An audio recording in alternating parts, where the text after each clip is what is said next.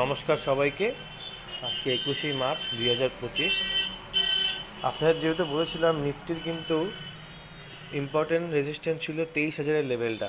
এখন 23,000-এর লেভেলটা কিন্তু নিফটি পার করে দিয়েছে। এই সপ্তাহে কিন্তু অনেকটাই আমাদের আপ দেখতে পাওয়া যাচ্ছে নিফটির। আপনারা উইকলি চার্ট দেখাচ্ছি, দেখুন।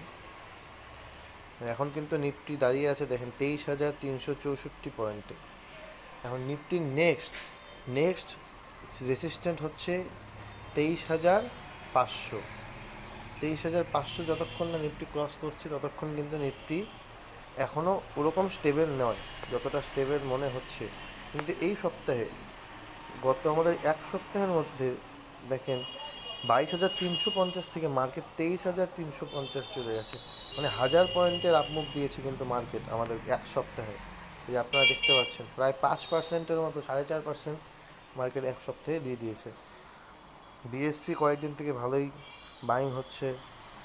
সরকারি ডিফেন্স সেক্টরগুলোও কিন্তু ভালো ভালো বাইং হচ্ছে। এই যে দেখেন, বেল 3.5% দিয়ে দিয়েছে, হেয়ার আজকেও 2%।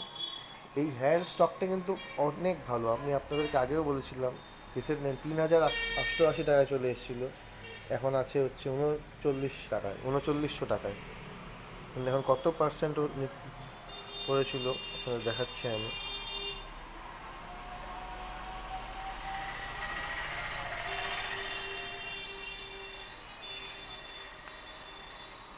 দেখেন, এখান থেকে তো প্রায় 28% মুভ দিয়েই দিল।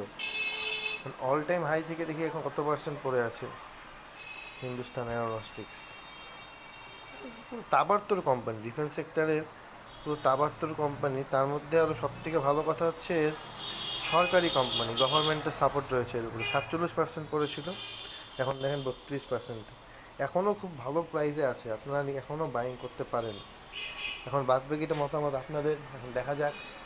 আজকের মতন এখানেই আলবিদা। দেখা হচ্ছে নেক্সট ভিডিওতে। ততক্ষণের জন্য টাটা। সবাই ভালো থাকবেন। নমস্কার।